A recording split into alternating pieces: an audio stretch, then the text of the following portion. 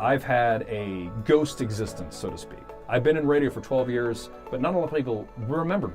I had the night show last year for a period of time, for about 6 months. So what's the night show? What's the hours of the night 7 show? to midnight. Okay. And then I lost it because we had a shift, got moved back to weekends, and no one remembered that I had it when I got it back this year.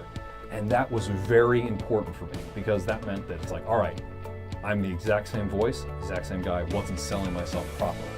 So this entire year, this whole year of what I've been doing has been like, all right, cool, let's get out there into Frederick more, because I obviously wasn't making as big an impact, and do things. This has been a big year of finding the right things to do, and also finding fun ways to do the stuff that I've been doing, to find different ways of doing it. I'm someone who is always doing something a little bit different. I had a mustache, and I spent the entire month of November becoming a mustache guy, and people being like, oh, you're that mustache guy. It's like, I had not had it before November, and it left midnight on November 31st. Well, just for the record, I think you were asking creepy or cool to your staff here. I'm going to go with creepy. Yeah. I'm going to go with creepy, Pat. There we go.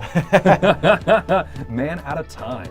All right, so give us a little bit behind, a lot of our listeners don't know the difference, or might not know the difference, between radio here at WFRE and what you're doing on the podcast. So what's the difference between live terrestrial radio and then doing a podcast version? So this is something I'm very passionate about, because radio is phenomenal at being radio, which is content that you create and then it disappears into the wind like dust. And it's really good at doing whens and wheres.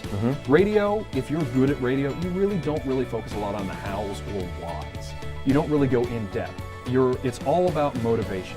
What I tell people, and I did a career day the other day, and someone asked, what's it like being a DJ? It's like, it's my job to tell you things you may enjoy. It's not just music anymore, and that's where a lot of the advertising stuff comes from. You may like eating at this place, or you may want to enter this contest, or you may want to go to this place. With podcasts, it gives you the opportunity to, instead of going at 100 miles an hour, you get to have a more intimate conversation. Go deeper. Yeah, so you get to have a deeper conversation that isn't broken up by commercial breaks, that doesn't have the same kind of, radio is based all around quarter hours. You need to get someone into the next 15 minutes, and that's how ratings work.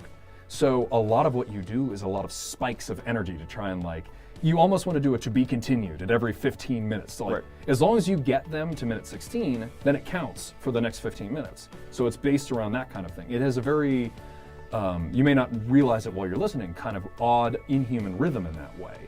A podcast, you can have a nice flowing conversation where you can kind of uncover things and you have give and take.